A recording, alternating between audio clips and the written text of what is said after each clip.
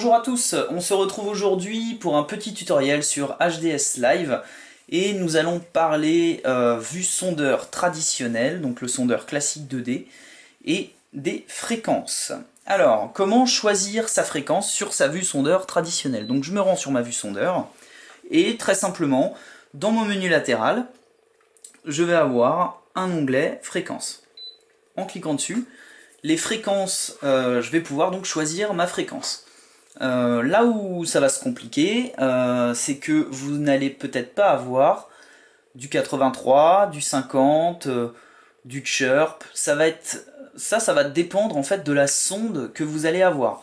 Donc si vous avez une sonde qui ne fonctionne que en 200 ou en 83, vous n'aurez le choix qu'entre 200 ou 83. Si vous avez une sonde qui va vous donner de la fréquence fixe 200 kHz, 83 kHz et qui va être capable aussi de travailler sur du chirp, donc du chirp haut et du chirp bas ou moyen, vous allez avoir donc ces différentes options. Comment choisir sa fréquence? Ça va être déterminé par un certain nombre de choses et surtout du type de pêche que vous allez pratiquer et surtout de l'utilisation que vous avez de votre sondeur. Il faut savoir que, en règle générale, en parlant sur des sondes basiques, hors les sondes spécifiques, on va être, quand on va travailler sur de la haute fréquence, donc du 200 kHz, on va chercher, on va être sur un cône plus petit, donc on va avoir quelque chose de plus précis. En revanche, la fréquence 200 kHz s'arrête en général aux alentours des 150 mètres. Après, on va rentrer dans des puissances de sonde pour pouvoir aller plus ou moins profond. La fréquence 83 kHz va vous envoyer des sondes donc plus basse fréquence qui vont aller plus profond, mais qui vont aussi être sur un cône plus large.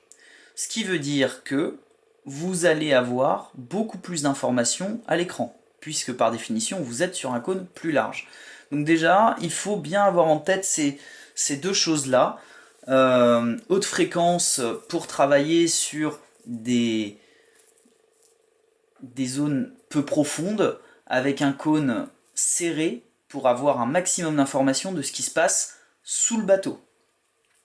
Pour des pêches où on va avoir besoin d'avoir plus de lisibilité sur la zone avec un cône plus large, ou alors de travailler sur des profondeurs plus importantes, on va s'orienter sur du 83 kHz. La différence donc avec le chirp va être un balayage de fréquences.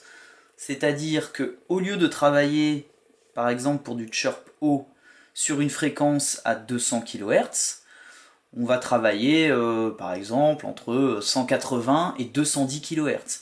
Ça va nous permettre d'avoir des échos un petit peu plus fins, un petit peu mieux dessinés et d'avoir quelque chose d'un petit peu plus propre. Donc ça c'est vraiment voilà, à l'utilisation et vraiment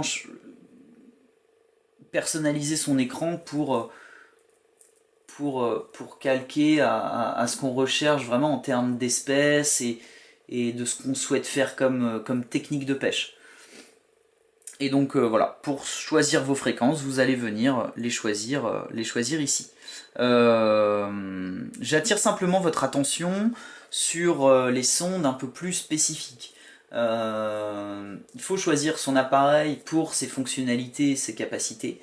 Et il faut choisir la sonde qui va avec en fonction du type de pêche et de l'utilisation que vous allez en avoir. Parce qu'on a des sondes puissantes, hein, traversantes, qui vont travailler spécifiquement sur de la haute fréquence avec un cône très large. Contrairement à d'autres qui vont travailler sur de la basse fréquence avec un cône assez faible. Donc ça, c'est toujours voilà, en fonction de l'utilisation que vous allez avoir de votre appareil, de votre type de pêche, et voilà, encore une fois, des informations dont vous allez avoir besoin. À vous de jouer.